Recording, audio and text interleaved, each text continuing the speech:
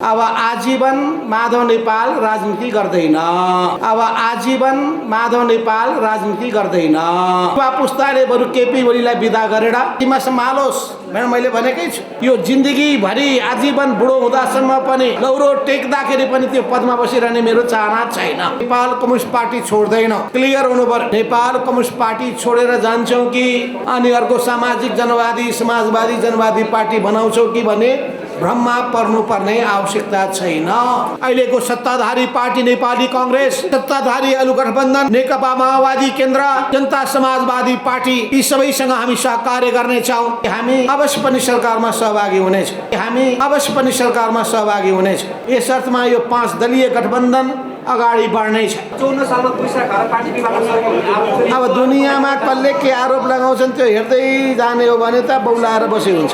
गलत विचारको आधारमा, दक्षिणपन्थी भड्काउको आधारमा प्रतिगमनको मान्यतालाई स्वीकार गरेर अन्त्यसत्ताहरूसँग एकताको कुनै सम्भावना हुने छैन। नेकपा एमालेबाट विद्रोह गरेर त्यसको दक्षिणपन्थी भाषबाट हामी जोगिएर एउटा क्रान्तिकारी धारको रूपमा नयाँ पार्टी गठन गर्ने र त्यसको निम्ति निर्वाचन आयोगबाट मान्यता प्राप्त गर्ने अवस्थामा पुगेका छौं। भएको पार्टी बाहेक अर्को पार्टी गठन गरेर पार लाग्न सक्दैन। यस्तै मान्यता राख्नेहरूले नेपालमा राजतन्त्रलाई ढाल्न सकिँदैन भनेर भन्ने गर्दथे। हामीहरू नेकपा मालेको संस्थापक हामीहरू, नेकपा एमालेको संस्थापक हामीहरू, त्यसको मूल नेताहरू हामी नै। हामीले यो सबै आन्दोलनलाई, पार्टीलाई अघि बढाउने काममा महत्त्वपूर्ण भूमिका निर्वाह गर्यौं। कि तपाईहरू तत्काल त्यो केपी ओली गुटबाट छुटकारा पाउनुहोस्।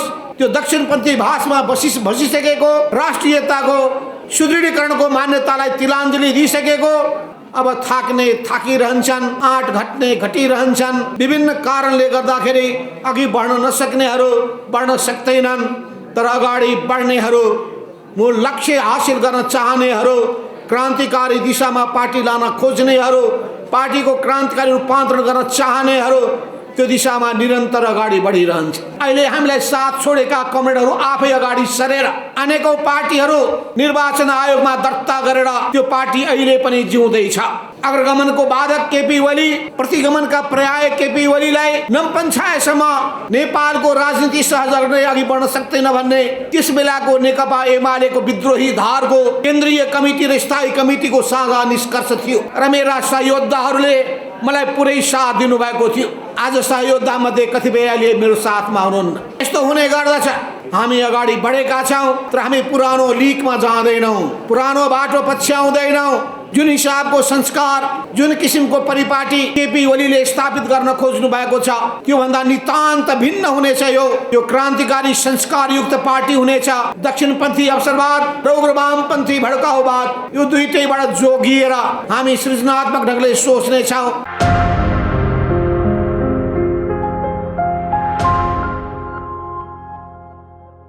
सुरुमा पनि यस्तै गाह्रो भएको थियो होला। सुरुमा त हामी झोलामा सबै राख्थ्यौं। झोला कम्युनिस्ट पार्टी, एकीकृत समाजवादी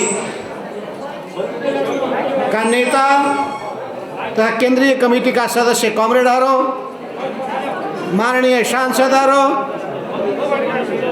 प्रदेश विभिन्न प्रदेशका नेताहरू, प्रदेशका मन्त्री लगायत माननीय सदस्यहरू र उपस्थित पत्रकार साथीहरू, आज हामी यस हलमा नेपालको कम्युनिस्ट आन्दोलनमा नयाँ अध्यायको सुरुवात गर्न गइरहेका छौं। नयाँ पार्टीको गठन गरेर कम्युनिस्ट आन्दोलनको पुनर्गठन गर्दै नेकपा एमालेबाट विद्रोह गरेर त्यसको दक्षिणपन्थी भाषबाट हामी जोगिएर एउटा क्रान्तिकारी धारको रूपमा नयाँ पार्टी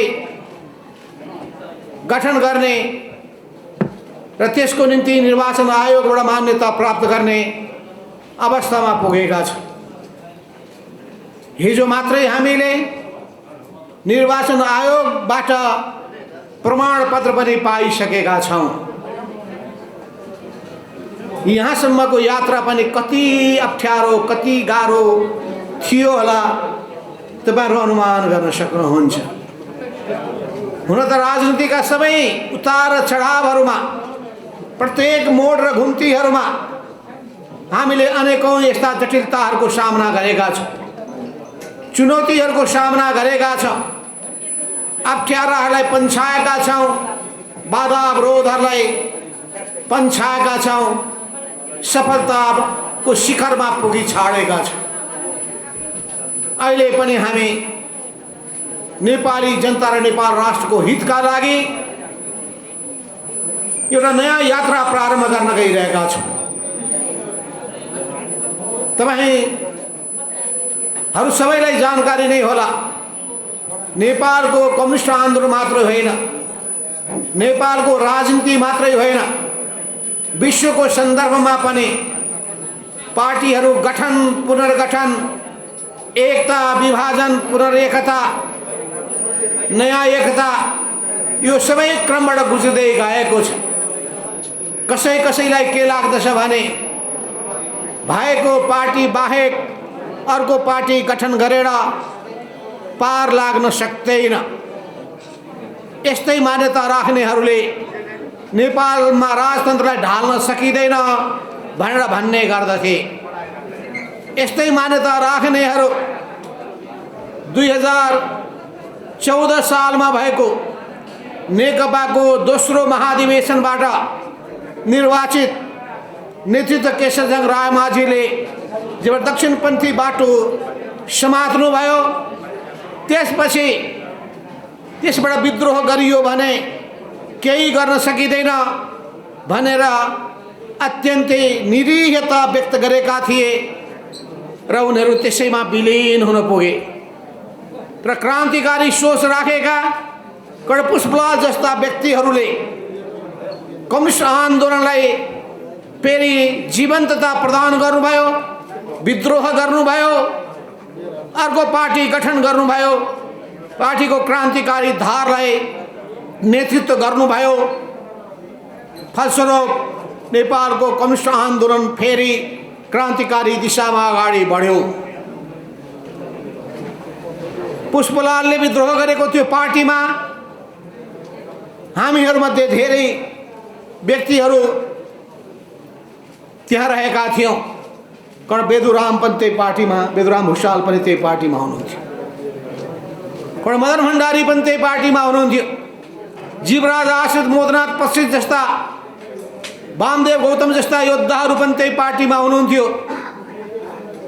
तर त्यो पार्टीबाट फेरि हामीले विद्रोह गर्नु परेको थियो। विद्रोह गरेर नयाँ पार्टी निर्माण गर्ने अभियान सुरु गर्नु परेको थियो। त्यसैगरी अनेक समूहहरू थिए। मनमोहन समूहबाट विद्रोह गर्दै झापा विद्रोह भयो। कमरेड मुकुन्द नेउपाने त्यही झापा विद्रोहको माध्यमबाट अगाडि बढ्नुभयो। राधाकृष्ण मैनाली, मोहनचन्द्र अधिकारी जस्ता योद्धाहरू त्यही धारबाट अगाडि बढ्नुभयो। अनि त्यही धारबाट अगाडि बढ्ने सिलसिलामा नै हामीले 2032 सालमा अखिल नेपाल कम्युनिस्ट क्रान्तिकारी कोअर्डिनेसन कमिटी, मार्क्सवादी लेनिनवादी अनेक क्रका कोका माले भन्थ्यौँ हामी, छोटकरीमा कोके भनेर हामीले सम्बोधन गर्न थाल्यौँ। हो त्यो कोकेको संस्थापक हामीहरू नेकपा मालेको संस्थापक हामीहरू, नेकपा एमालेको संस्थापक हामीहरू, त्यसको मूल नेताहरू हामी नै। हामीले यो सबै आन्दोलनलाई, पार्टीलाई अघि बढाउने काममा महत्त्वपूर्ण भूमिका निर्वाह गर्यौं। जेन खनाल, झलनाथ खनाल अहिले हाम्रो सामु हुनुहुन्न, उहाँ पनि कोकेको संस्थापक नेतादेखि लिएर अनि कोकेको महासचिव, अनि पछि गएर नेकपा मालेको संस्थापक हुँदै नेकपा एमालेको अध्यक्ष भएर देशको प्रधानमन्त्री पनि हुने व्यक्ति कमरेड झलनाथ खनाल आज हाम्रो यहाँ अहिले उपस्थित हुनुभएको छैन। उहाँ दिल्लीमा अपोलो अस्पतालमा उपचार गराइरहनु भएको छ। हिजो मात्रै हामीले उहाँको सम्बोधन, प्रत्यक्ष सम्बोधन नवगठित पार्टी नेपाल कम्युनिस्ट पार्टी एकीकृत समाजवादीको केन्द्रीय कमिटीको बैठकमा उहाँले गर्नुभएको थियो। उहाँले यो पार्टीप्रतिको आफ्नो पूर्ण प्रतिबद्धता विश्वास जाहेर गर्दै केपी ओली र त्यो गुटको दक्षिणपन्थी अवसरवादका विरुद्धमा दृढताका साथ जुझ्नका लागि आह्वान पनि गर्नुभएको थियो।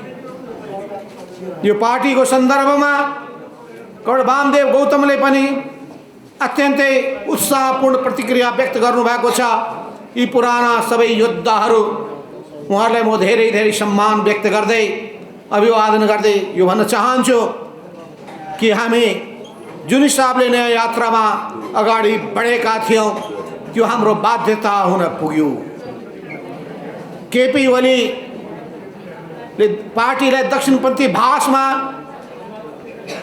पारेपछि त्यहाँ उहाँले पार्टीमा सबै खालका मूल्य र मार्क्सवादी मूल्य र मान्यतालाई तिलाञ्जली दिइसकेपछि व्यक्तिवादमा चुर्लुममा डुबेपछि अनि व्यक्तिवादी अहङ्कारको घोडामा सवार भइसकेपछि त्यो पार्टीलाई आफ्नो निजी कम्पनीको रूपमा ठानिसकेपछि जनताका बहुदलीय जनवादका सबै मूल्य र मान्यतालाई तिलाञ्जली दिइसकेपछि र त्यसपछि क्रान्तिकारी योद्धालाई त्यो पार्टीबाट निष्कासन गरिसकेपछि त्यसका विरुद्धमा विद्रोह गर्ने बाहेक हामीसँग अरू कुनै विकल्प भएन। इतिहासमा यस्तो धेरै भएको छ। नेपालकै कम्युनिस्ट आन्दोलनमा पनि भएको छ। अनि समूहबाट पनि विद्रोह गरेर विद्रोही समूह अगाडि बढेको छ। स्वयं नेकपा माओवादीले पनि विद्रोह गर्यो। देशको महत्त्वपूर्ण शक्तिको रूपमा त्यो उदायो, अगाडि बढ्यो। इतिहासमा यस्तो हुने गर्दछ। विश्वमा पनि त्यो भएको छ।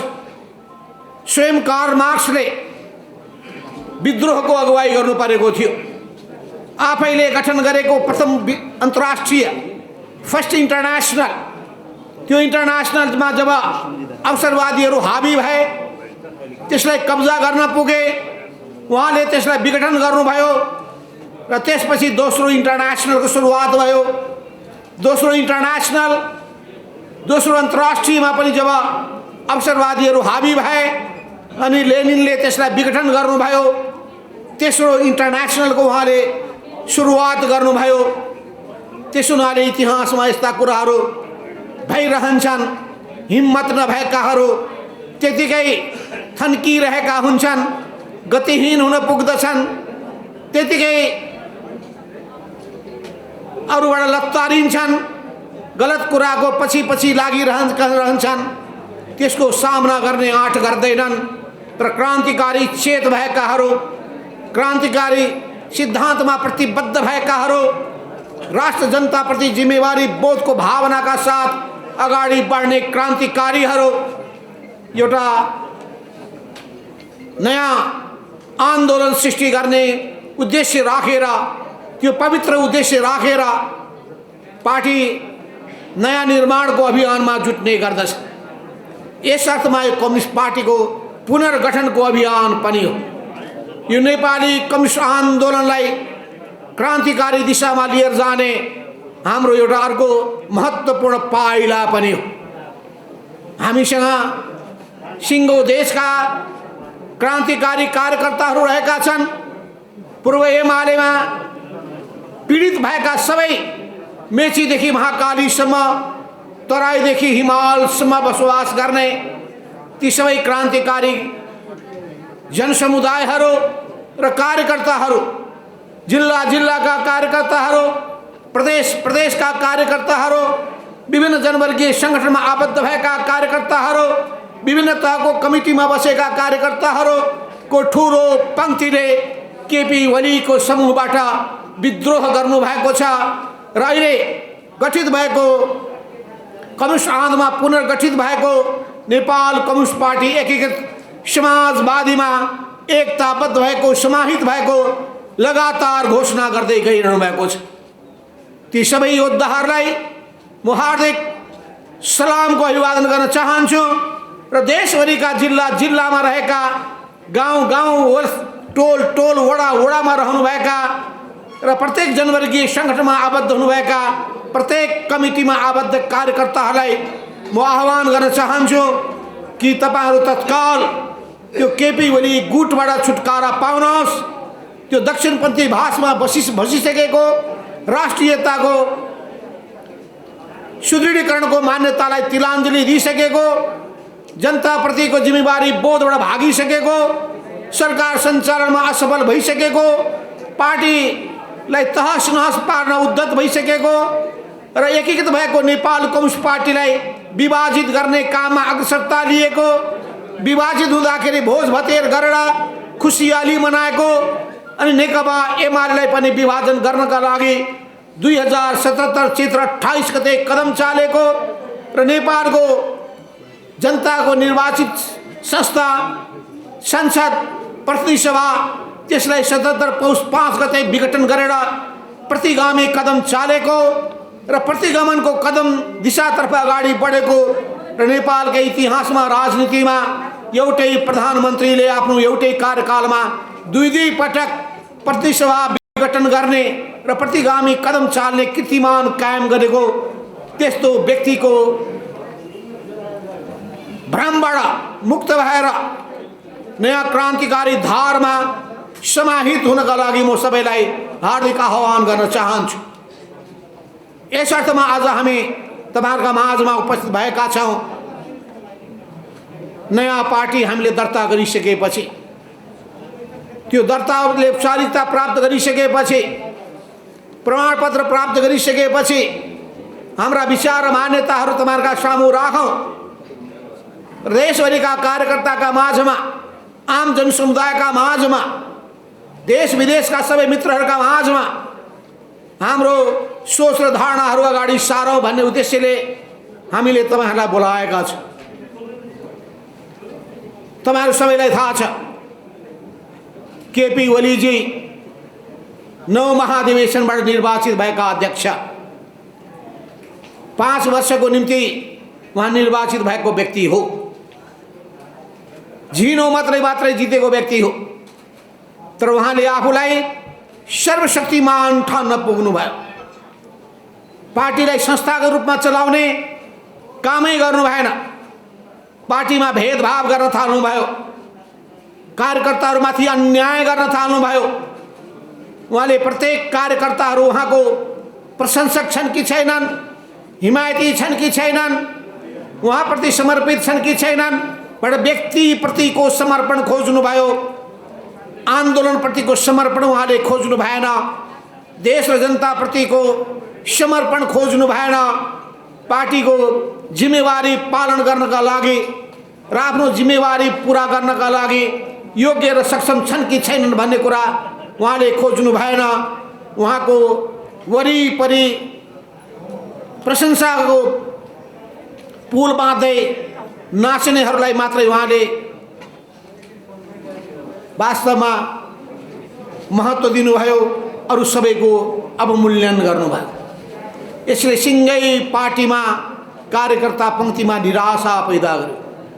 पार्टी पनि गतिशील भएन, कमिटीका बैठकहरू नबस्ने स्थिति बन्यो, पार्टी मृतप्राय भयो।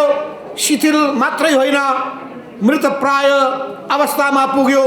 यो सबैले गर्दाखेरि आन्दोलन समाप्त हुने जोखिम देखियो। त्यसले पार्टीभित्र उकुस मुकुस पैदा भयो।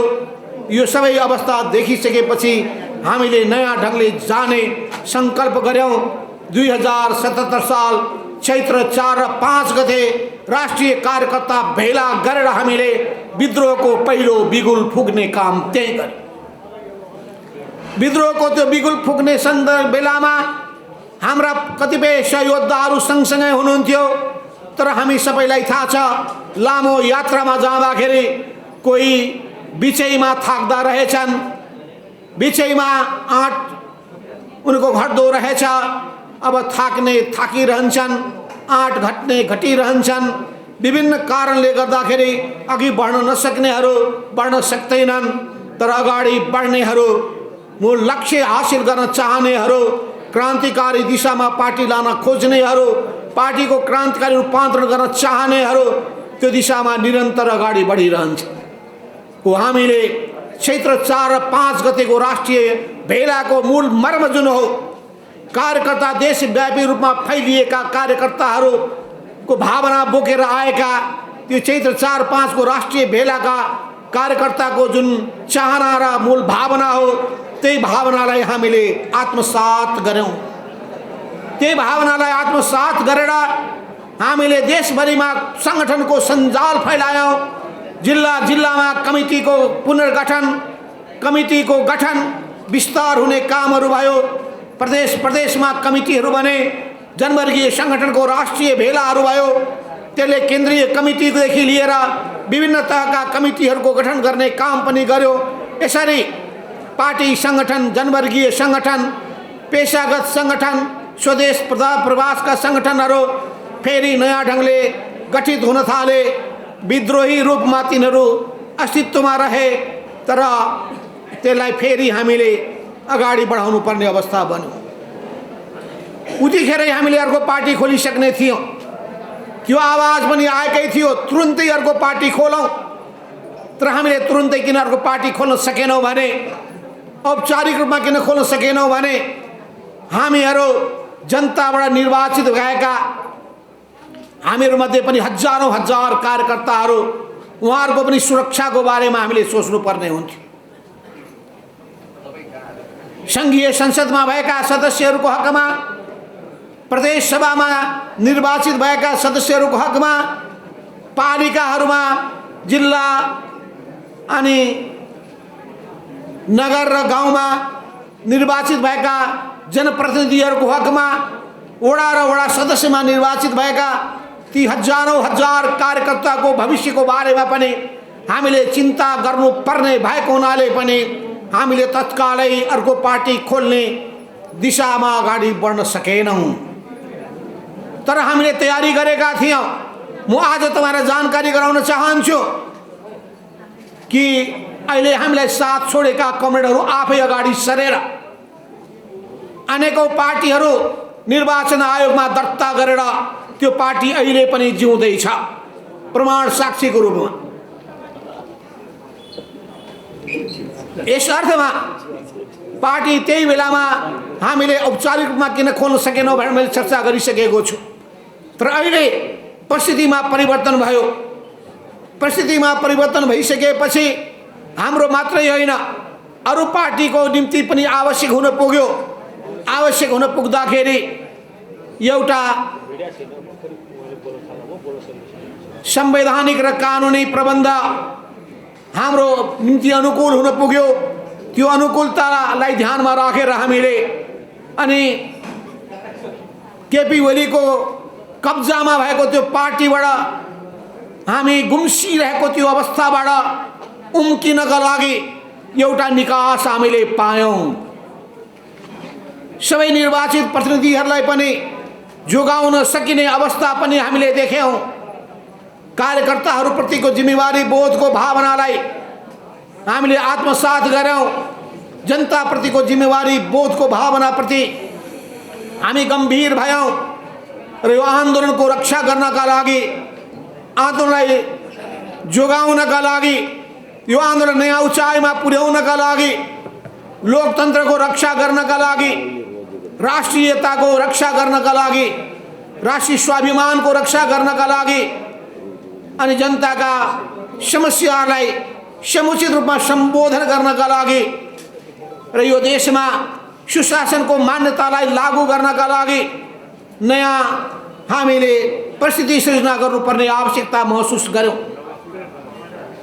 अग्रगमनको बाधक केपी ओली, प्रतिगमनका पर्याय केपी ओलीलाई नमपञ्छाएसम्म नेपालको राजनीति सहज गर्दै अघि बढ्न सक्दैन भन्ने त्यस बेलाको नेकपा एमालेको विद्रोही धारको केन्द्रीय कमिटी र स्थायी कमिटीको साझा निष्कर्ष थियो।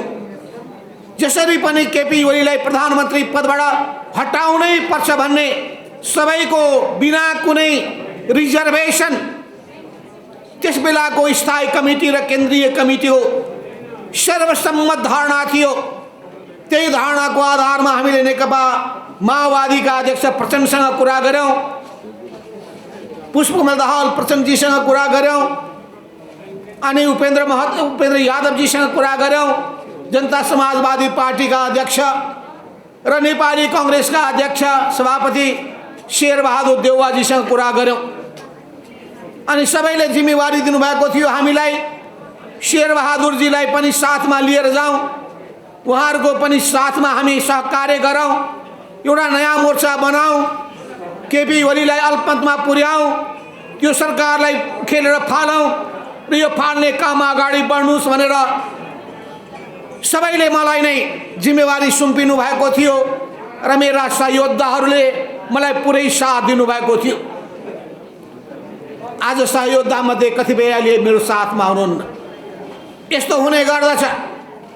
32 सालका सहयोद्धाहरू कतिपय साथमा छैन, माले कालका सहयोद्धाहरू कतिपय छैन, एमाले कालका सहयोद्धाहरू केही छैनन्, तर हाम्रो यात्रा निरन्तर रूपमा जारी रहेको छ। फेरि ती सहयोद्धाहरू यो यात्रामा समावेश हुन सक्नुहुन्छ। ती सहयोद्धाहरूको बारेमा मैले गुनासो गर्नुपर्ने केही पनि छैन, किन क्रान्तिकारी धारमा अगाडि बढ्नेले सबै चुनौतीको सामना गर्ने आँट गर्नुपर्छ। समयको माग के हो त्यो कुरालाई बुझ्न सक्नुपर्छ। जनताको चाहना के हो त्यो थाहा पाउनु सक्नुपर्छ। कार्यकर्ताको भावना के हो त्यो बुझ्न सक्नुपर्दछ र कार्यकर्ता र जनताको राष्ट्रको माग बमोजिम, चाहना बमोजिम अगाडि बढ्ने विद्रोही चेत र आँट राख्न सक्नुपर्छ। हो त्यही विद्रोही चेत र आँटका साथ हामी अगाडि बढेका छौँ, तर हामी पुरानो लिकमा जाँदैनौँ, पुरानो बाटो पछ्याउँदैनौँ। जुन हिसाबको संस्कार, जुन किसिमको परिपाटी केपी ओलीले स्थापित गर्न खोज्नु भएको छ, त्योभन्दा नितान्त भिन्न हुनेछ। यो क्रान्तिकारी संस्कारयुक्त पार्टी हुनेछ। यो मार्क्सवाद लेनिनवाद प्रति समर्पित हुनेछ। जनताको बहुदलीय जनवादको मूल्य र मान्यतालाई आत्मसात गरेर अगाडि बढ्नेछ। समाजवादको नेपाली मोडेल कस्तो हुनेछ भन्ने त्यो सोच अगाडि सार्नेछ र समाजवादको यात्रामा दृढताका साथ निरन्तर रूपमा अगाडि बढिरहनेछ। यो पार्टी राष्ट्रप्रति समर्पित हुनेछ, जनताप्रति समर्पित हुनेछ र आफ्नो सिद्धान्तप्रति निष्ठावान भएर लागिरहनेछ। यो निजी हितको निम्ति, स्वार्थको निम्ति लाग्ने व्यक्तिहरूको जमात हुने छैन। यो असंस्कारीहरू, कुसंस्कारीहरूको झुन्ड हुने छैन। यो एउटा नेताको प्रशंसामा जमा भएको भजन मण्डली पनि हुने छैन। यहाँ कसैका फोटाहरू प्रदर्शन पनि गरिने छैन। अनि त्यो फोटाका सामु त्यसपछि त्यहाँ आरती उतार्ने काम पनि कसैले गर्ने छैन। यो मार्क्सवाद लेनिनवाद प्रति समर्पित, समाजवाद प्रति समर्पित, देश र जनता प्रति समर्पित, क्रान्तिकारी आदर्श प्रति समर्पित, उच्च नैतिकताबाट ओतप्रोत भएका, असल आचरणयुक्त भएका त्यस्ता कार्यकर्ताहरूको पार्टी हुनेछ। यो जनआधारित कार्यकर्ता पार्टी हुनेछ। यस अर्थमा यो पार्टीले नयाँ समाजको निर्माण गर्न चाहनेछ। हामीले 2062-63 मा एउटा जनक्रान्ति सम्पन्न गर्यौं, देशलाई नयाँ चरणमा पुर्यायौं, गणतन्त्रको स्थापना गर्यौं, लोकतन्त्रलाई सुदृढ गर्यौं र त्यसै अनुरूप हामीले संविधान सभाबाट निर्माण गर्ने काम पनि गर्यौं। धेरै रगत पसिना बगाएर 2006 सालमा स्थापित भएको पार्टी कडपुष्पलालले स्थापना गर्नुभएको त्यो पार्टी, त्यही पार्टीको क्रान्तिकारी विरासतलाई हामी ग्रहण गरेर अगाडि बढिरहेका छौं, बढ्नेछौं।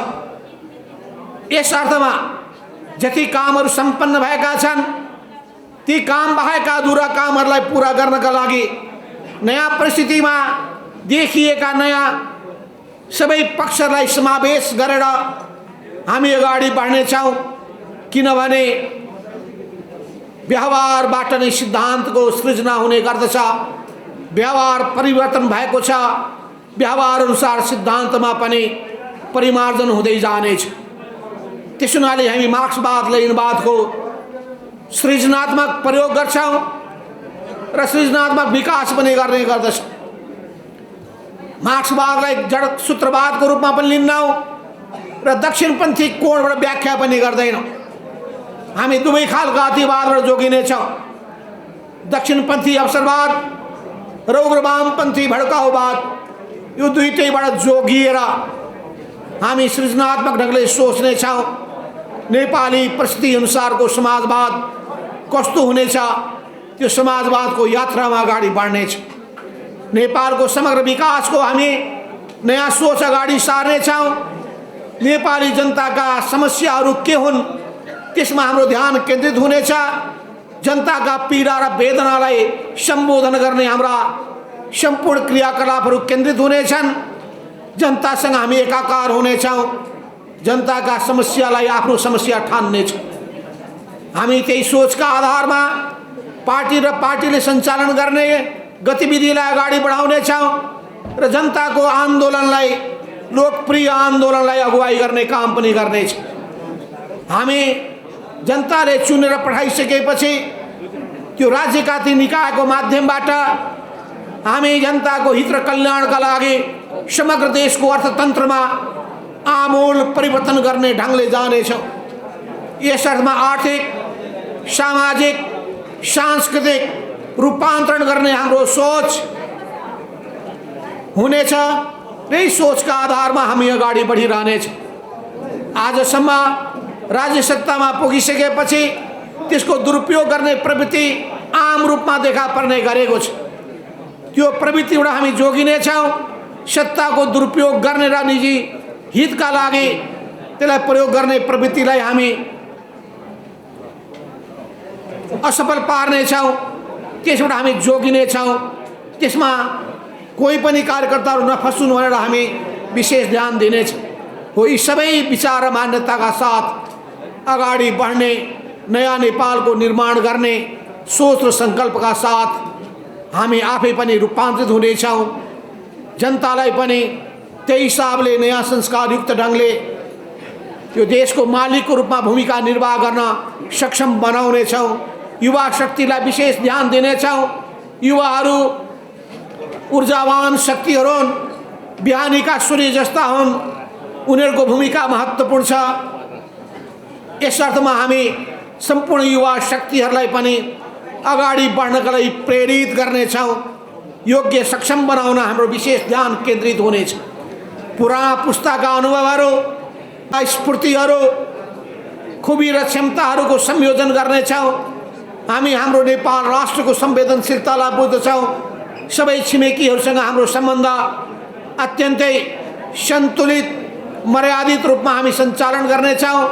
पञ्चशीलका 5 सिद्धान्तलाई, संयुक्त राष्ट्र सङ्घका बडापत्रलाई हामी आत्मसात गर्दै अगाडि बढ्नेछौँ।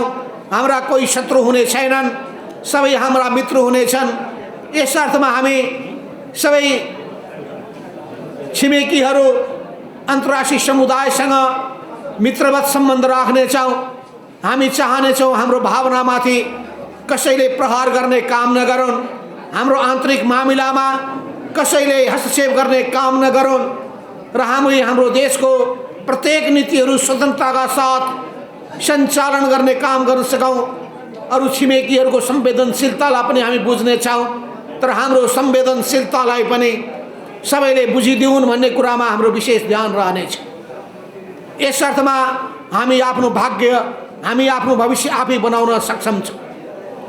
यस अर्थमा सबैले नेपाली जनताको यो भावनालाई, देशभक्तिको भावनालाई सम्मान गरून्, नेपालीहरूको गौरवशाली इतिहासको कदर गरून् र हामी सबै स्वाभिमानी नेपाली भएको नाताले नेपाललाई सुन्दर बनाउन सकौँ, शान्त बनाउन सकौँ र स्थायित्व दिन सकौँ, समृद्धशाली बनाउन सकौँ, विकासको नयाँ चरणमा पुर्याउन सकौँ, जसले गर्दाखेरि सुखी नेपाली, समृद्ध नेपालको हाम्रो जुन सपना छ, 9 महाधिवेशनले अगाडि सारेको त्यो जुन हाम्रो परिकल्पना छ, त्यो परिकल्पनालाई साकार पार्ने हिसाबले अहिलेसम्म हामी पार्टीको 9 महाधिवेशनको राजनीतिक दिशालाई आत्मसात गर्दै त्यसलाई अहिले परिवर्तित परिस्थिति अनुसार फेरि परिमार्जन गर्दै हामी अगाडि बढ्नेछौँ र यसै सन्दर्भमा हामी पार्टीको एउटा विशाल कार्यकर्ताहरूको भेला गर्नेछौँ, जसलाई राष्ट्रिय सम्मेलनको रूपमा हामी अगाडि सार्नेछौँ। त्यो राष्ट्रिय सम्मेलनमा हामी आफ्ना विचार मान्यताहरू प्रतिवेदनको रूपमा अगाडि सार्नेछौँ। अनि त्यहाँबाट हामी नयाँ नेतृत्वको निर्वाचन गर्नेछौँ। अहिले जुन निर्वाचन आयोगमा हामीले केन्द्रीय कमिटीको सदस्यको नामावली दिएका छौँ, यो बीचको अवधिको नामावली मात्रै हुनेछ। उहाँहरूले पनि सक्रियताका साथ आफ्नो आफ्नो जिम्मेवारी पुरा गर्नुहुनेछ र अरू सबै वामपन्थी शक्तिहरूसँग हामी सहकार्य गर्न र वामपन्थी लोकतान्त्रिक शक्तिहरूसँग हामी सहकार्य गर्नेछौँ। अहिलेको सत्ताधारी पार्टी नेपाली कांग्रेस, सत्ताधारी अरु गठबन्धन नेकपा माओवादी केन्द्र र त्यसै गरी जनता समाजवादी पार्टी, यी सबैसँग हामी सहकार्य गर्नेछौँ। सत्ताभन्दा बाहिर भएका अरू वामपन्थी लोकतान्त्रिक शक्तिहरूसँग पनि हामी सहकार्य गर्नेछौँ र हामी चाहनेछौँ यो वाम लोकतान्त्रिक गठबन्धन अगाडि बढोस् र यो अगाडि बढ्दै गएर राष्ट्र जनताका समस्यालाई समाधान गर्नका लागि सबैले आफ्नो तर्फबाट रचनात्मक सृजनात्मक भूमिका निर्वाह गर्न सकुन्। यस हिसाबले हामी यो नेपाललाई र नेपाली जनतालाई वास्तवमा सुन्दर भविष्यको दिशामा सुन्दर निर्माण, नयाँ र सुन्दर इतिहास निर्माण गर्न सकुन्, गौरवमय इतिहासको रचना गर्न सकुन् भन्ने उद्देश्य राखेर अगाडि बढ्नेछौँ। यस कार्यमा नेपाली पत्रकार जगतको पुरा साथ सहयोग हामीले पाउनेछौँ भन्ने विश्वास राख्दै र हाम्रो यो सबै भावनालाई तपाईले राम्ररी बुझ्नु भएको छ भन्ने कुरा समेत ठान्दै तपाईहरुको सहयोग जसरी विगतको दिनमा हामीले पाएका थियौं आउँदा दिनमा पनि पाइरहनेछौँ। सिङ्गो नागरिक समाजको पनि सहयोग हामीले जसरी पाउँदै आएका छौँ, समर्थन हामीले पाउँदै आएका छौँ। समाजका सबै तबकाहरू, मजदुर, किसान, निम्न पुँजीपति वर्ग, राष्ट्रिय पुँजीपति वर्ग, मध्यम वर्ग र सबै बौद्धिक समुदायहरू, देश विदेशमा रहेका नेपालीहरू र हाम्रा सबै मित्र, अन्तर्राष्ट्रिय कम्युनिस्ट आन्दोलनदेखि लिएर नेपाललाई माया गर्ने सबैको साथ र सहयोग हामीले पाइरहनेछ विश्वास व्यक्त गर्दै तपाईहरुलाई यहाँ आइदिनु भएकोमा धन्यवाद दिँदै म आफ्नो विचार यही टुङ्ग्याउन चाहन्छु। हस्त धन्यवाद। यो पनि सम्पत्ति, त्यसमा सबभन्दा ठुलो भूमिका मेरै छ। बनाउन सकिन्छ, निर्माण गर्ने मेरो काम हो, अरूको काम ध्वंस गर्ने हो, मेरो काम निर्माण गर्ने हो। अब के भन्नुभयो, पार्टीमा अवश्य पनि विभिन्न पदाधिकारीहरूको बारेमा हामी राष्ट्रिय सम्मेलनसम्ममा हामी छलफल गर्नेछौँ, त्यसको आधारमा अगाडि बढ्नेछौँ। यस बीचमा पनि हामीले व्यवस्था गर्नुपर्ने हुन्छ। जुन पार्टी अहिले पुनर्गठन गरिरहेका छौँ, यो पुनर्गठनको अभियानको अन्तर्गत नै, यो कम्युनिस्ट आन्दोलनको पुनर्गठनको अभियान अन्तर्गत नै नयाँ पार्टीको सृजना। अब नामको सन्दर्भमा हामीलाई नाम निर्वाचन आयोगमा भएका नामहरू सबै हेर्नुपर्ने हुन्छ। नाम नजुदोस् भन्ने कुरा पनि होस् गर्नुपर्ने हुन्छ। यही नाम जुत्दाखेरि नेकपा कम्युनिस्ट पार्टी नेकपा भनेको त्यसले अदालतबाट अर्को फैसला उसले सुन्नु पर्यो र पूर्व अवस्थामा फर्किनु पर्यो। यो सबै कुरालाई ध्यानमा राखेर यो नाम नै उपयुक्त हुन्छ भन्ने हामीलाई लागेको हो। अनि अर्को कुरा, हामी नेपाल कम्युनिस्ट पार्टी छोड्दैनौँ, क्लियर हुनु पर्यो। नेपाल कम्युनिस्ट पार्टी छोडेर जान्छौँ कि अनि अर्को सामाजिक जनवादी समाजवादी जनवादी पार्टी बनाउँछौँ कि भन्ने भ्रममा पर्नुपर्ने आवश्यकता छैन। नेपालमा कम्युनिस्ट पार्टी लोकप्रिय छ, नेपालमा कम्युनिस्ट आन्दोलन लोकप्रिय छ। जनताले यही कम्युनिस्ट आन्दोलनमा आफूलाई जीवन समर्पित गरेका छन्। यो कम्युनिस्ट आन्दोलन राष्ट्रियताको आन्दोलन हो, जनजीविकाको आन्दोलन हो, समानताको आन्दोलन हो, सामाजिक परिवर्तनको आन्दोलन हो। लोकतन्त्रको आन्दोलनको अर्को नाम कम्युनिस्ट आन्दोलन रहेको छ। त्यसलाई हामी छोडेर जान सक्दैनौँ। अब जहाँसम्म तपाईहरुले भनिरहनु भएको छ कि हामी सरकारमा अवश्य पनि सरकारमा सहभागी हुनेछ। सरकारको एउटा गठबन्धन 5 जुन दल भन्ने गरिन्थ्यो हिजो भन्दाखेरि गाह्रो थियो, हामी पनि थियौँ त्यहाँ, तर औपचारिक रूपमा भन्न गाह्रो परिरहेको थियो। यस अर्थमा यो 5 दलीय गठबन्धन अगाडि बढ्नेछ। अरू केही? मेरो प्रश्न छ। 54 सालमा पैसा खाएर पार्टी विभाजन गरेको भने अब दुनियाँमा कसले के आरोप लगाउँछन् त्यो हेर्दै जाने हो भने त बौलाएर बसे हुन्छ। मेरो दुईटा मात्रै प्रश्न छ। मेरो नाम वीरेन्द्र ओली, नेपाल विकासको पक्षमा छ। कम्प्रिहेन्सिभ डेभलपमेन्ट, यसको कम्प्लिट ट्रान्सफर्मेसन, नेपाली अर्थतन्त्रलाई नयाँ उचाइमा पुर्याउने, नेपाली जनताको जीवनस्तरलाई माथि उठाउने, सिङ्गो नेपाललाई अल्पविकसित अवस्थामा रहेको यो नेपाल क्रमशः विकासशील राष्ट्रको रूपमा, विकासशील राष्ट्रबाट यो विकास उन्मुख विकासशील राष्ट्रबाट हामी मध्यम आय स्तर भएको राष्ट्रको तहमा, त्यहाँबाट सबभन्दा बढी समृद्धशाली राष्ट्र निर्माण गर्ने दिशामा अगाडि बढ्नेछौँ। त्यो अगाडि बढ्नका लागि नेपालको विशेषता के हो, नेपालको अर्थतन्त्रको कुन कुन क्षेत्रलाई कति महत्त्व दिनुपर्ने हो, त्यस सम्बन्धमा पनि हामीले अध्ययन गरेका छौँ। यही अध्ययनको आधारमा हामीले नेपाल मूलतः कृषकहरूको देश भएको हुनाले, कृषि प्रधान देश भएको हुनाले हामीले कृषि क्षेत्रलाई उच्चतम प्राथमिकता दिनेछौँ। कृषि नै नेपाली अर्थतन्त्रको आधार हुनेछ। Agriculture is the foundation of Nepalese economy. यो कुरालाई बुझ्नुपर्ने आवश्यकता छ। नेपाली अर्थतन्त्रको यो जग हुनेछ कृषि।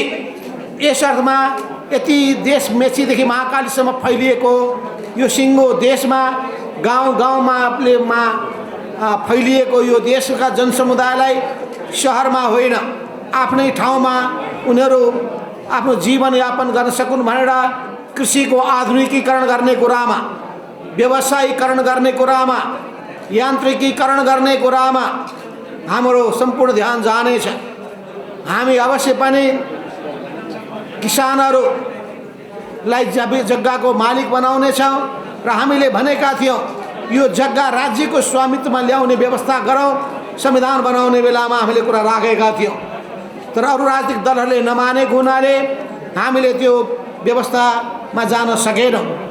त्यो संविधानमा भएको व्यवस्थालाई हामी सम्मान अहिले पनि गर्नेछौँ, तर हामी सुकुम्बासीको समस्यालाई उत्तिकै महत्त्व दिनेछौँ। तर सुकुम्बासी सधैँभरि सिर्जना हुने स्थितिलाई अन्त्य पनि गर्न चाहनेछौँ र शिक्षा स्वास्थ्यलाई हामी अर्को महत्त्व दिनेछौँ। शिक्षा, स्वास्थ्य र रोजगारी, यस अर्थमा हामीले घाँस, बाँस, कपास, शिक्षा, स्वास्थ्य, रोजगारी र सुरक्षा यो 7वटा सेक्टरमा हामीले विशेष ध्यान केन्द्रित गर्नेछौँ।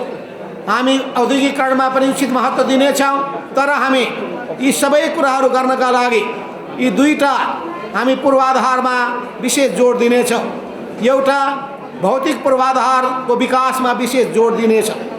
भौतिक पूर्वाधारमा विकास गर्दाखेरि हाम्रो मान्यताको आधारमा हामी त्यो हावादारी योजनाहरू अगाडि सार्ने छैन। अहिले यो पानी जहाज कम्पनी खोल्नुपर्ने कुनै आवश्यकता छैन। अहिले हाम्रो देशमा मेचीदेखि महाकालीसम्म रेल कुदाएर त्यो मुनामामा जाने अवस्था पनि छैन। त्यस हुनाले यसलाई ठिक्क ढङ्गले, रियलिस्टिक तरिकाबाट, वस्तुवादी ढङ्गले हाम्रो अर्थतन्त्रले धान्ने गरी र कस्ट बेनिफिटको एनालिसिस गरेर जनताले पाउन सक्ने लाभ, अधिकतम लाभलाई ख्याल गरिकन हामी पूर्वाधारको सडकको सञ्जाललाई विशेष जोड दिनेछौँ। यस अर्थमा सडकलाई र त्यसपछि त्यो हवाई यातायातलाई विस्तार गर्दा पनि यो गाउँ गाउँमा यो एयरपोर्ट खोल्ने अनि वडा वडामा एयरपोर्ट खोल्ने खालका यस्ता बेठिक तरिकाहरूलाई पनि हामी नियन्त्रण गर्नेछौँ। तर सबै ठाउँमा यातायातको सुविधा जनताले पाउन सकुन् भन्ने कुरामा हाम्रो विशेष जोड हुनेछ। रेल एक ठाउँमा हामीले खोलेका छौँ, त्यसैलाई हामीले राम्ररी सञ्चालन गर्ने कुरामा विशेष जोड रहनेछ। अब जहाँसम्म भौतिक पूर्वाधारका साथसाथै हामीले जोड दिनुपर्ने अर्को पक्ष छ, त्यो अर्को पक्ष भनेको मान्छेको, अघि मैले भनिहालेँ, समग्र व्यक्तित्वको विकास गर्ने पक्ष, शिक्षाको विकास गर्ने, सिपको विकास गर्ने कुरा अत्यन्तै महत्त्वपूर्ण हुँदो रहेछ।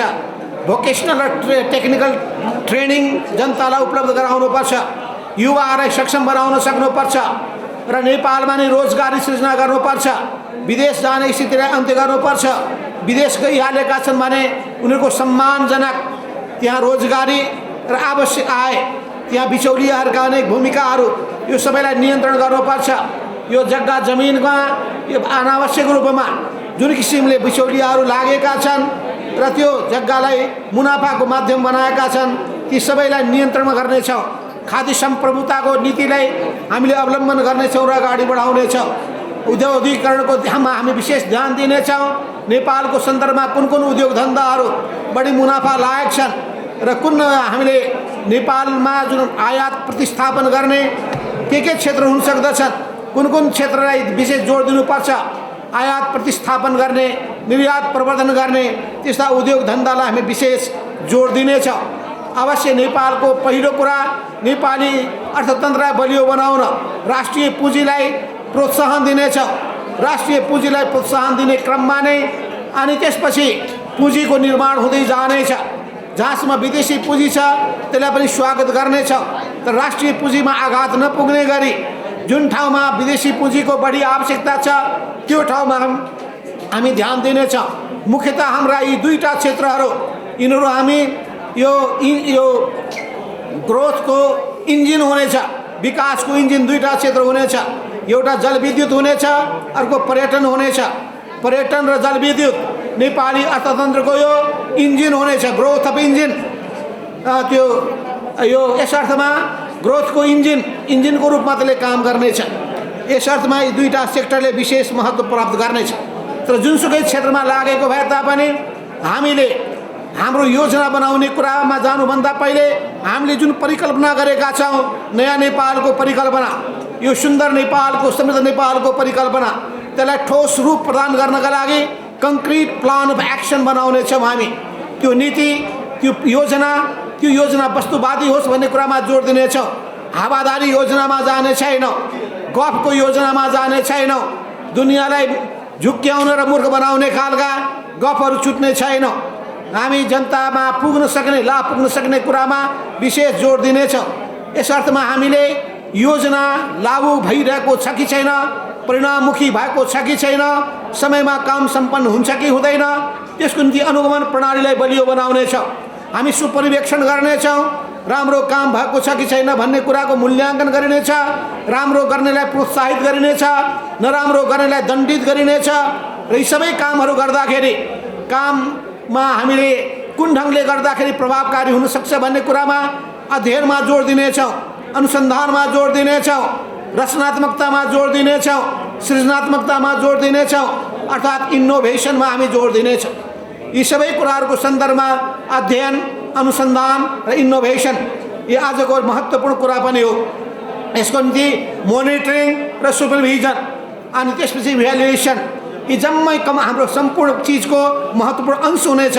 हामी यी सबैका लागि नेपालको आफ्नो विशेषता अनुसार कसरी पर्यावरणको रक्षा गर्ने, यस अर्थमा ग्रिन इकोनोमी, हामीले पर्यावरणको रक्षा गर्ने अर्थतन्त्रलाई प्रोत्साहन दिनेछौँ।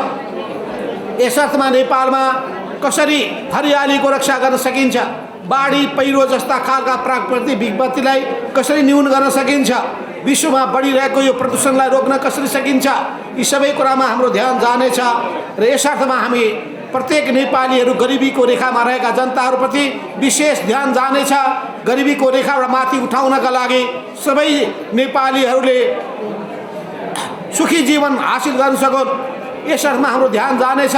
अहिलेको सन्दर्भमा अहिले कोरोनाको महामारी जस्तै यस्ता रोग व्याधिहरूबाट पीडित जनताहरू अनि अनेक प्राकृतिक विपत्तिहरू, बाढी पहिरोको समस्याहरू, यी सबैबाट पीडित जनताहरूको उद्धारको निम्ति राज्य विशेष रूपमा संवेदनशील होस् भन्ने कुरामा हाम्रो ध्यान जानेछ।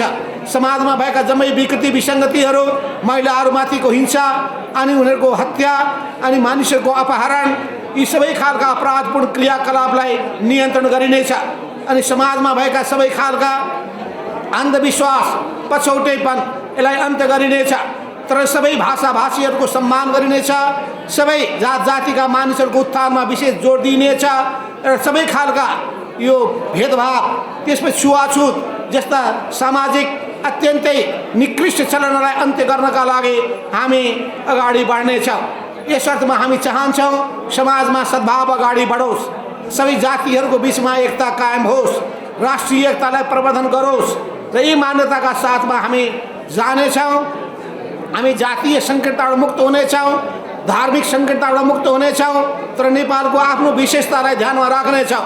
नेपालको आफ्नै विशेषता जुन छ नेपाली जनताको, चाहे हिन्दू धर्म होस् या बुद्ध धर्म होस्, यसको नेपालमा यिनै दुईटा धर्महरूको उत्पत्ति भएको हुनाले त्यस सम्बन्धी हामीले सङ्ग्रहालयहरू बने जहाँ हामी निर्माण गर्ने कुरामा जोड दिनेछौँ र यसको साथसाथै नेपालको पुरातन इतिहास जुन छ गौरवशाली इतिहास, कहिले पनि विदेशीको दास्ता सहनु नपरेको इतिहास, त्यो इतिहासको हामी अब बारेमा नयाँ पुस्ता र विदेशीहरूले पनि नयाँ ज्ञान हासिल गरून् भनेर त्यही अनुसारको सङ्ग्रहालयहरूको विकास गर्ने कुरामा राज्यले विशेष जोड दिनुपर्छ, जसले पर्यावरणलाई त्यसले पर्यटनलाई पनि प्रोत्साहन दिन सक्दछ।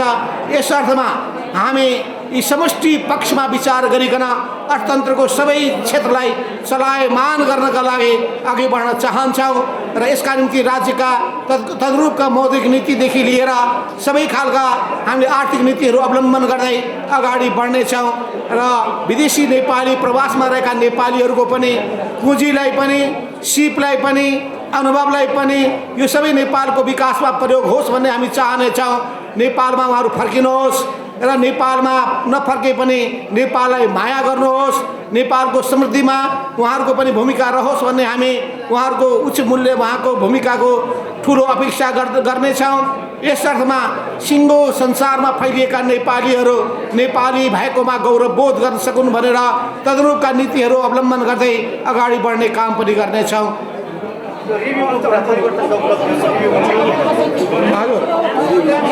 हट्ने छैन, संविधानका मूल्य र मान्यतालाई आत्मसात गर्नेछौँ, संविधानको कदर गर्नेछौँ र त्यसै गरी धर्मनिरपेक्षतालाई हामी एकदम बलियो बनाएर अघि बढाएर बढ्न चाहन्छौँ। हामी समावेशिताको मूल्य मान्यतालाई आत्मसात गरेर अगाडि बढ्नेछौँ। अवश्य पनि स्थानीय निकाय, विभिन्न निकायहरूमा राम्रो सुपरभिजन भएको छैन, प्रादेशिक सरकारको काममा सुपरभिजन हुन सकेको छैन। त्यस हुनाले हाम्रा कामहरूमा, कामको तरिकाहरूमा, कानुन नियमहरूमा कहीँ कुतै हामीले सुधार परिमार्जन गर्नु पर्यो भने त्यो सर्भिस डेलिभरी छिटो होस्, स्वच्छ ढङ्गले होस्, सबैले राम्ररी काम पुरा गर्न सकुन् भनेर यी निकायहरूको गठन भएको हुनाले जनताको सहभागिता बढाउने र जनताले लाभ प्राप्त गर्ने कुरालाई सुनिश्चित गर्नका लागि हामी धेरै नियम कानुनमा परिमार्जन गर्नुपर्ने आवश्यकता हुन सक्दछ, तर सङ्घीयताको मूल्य र मान्यतालाई हामी समाप्त पार्ने छैन।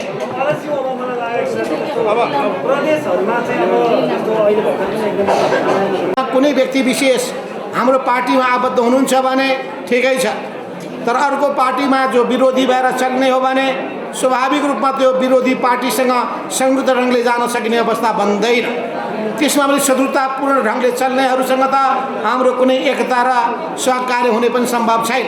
शत्रुताको भावना त्याग्छन् भने, सहकार्यको बाटोमा आउँछन् भने त्यो हामी जहिले पनि सहकार्य गर्न तयार छौँ।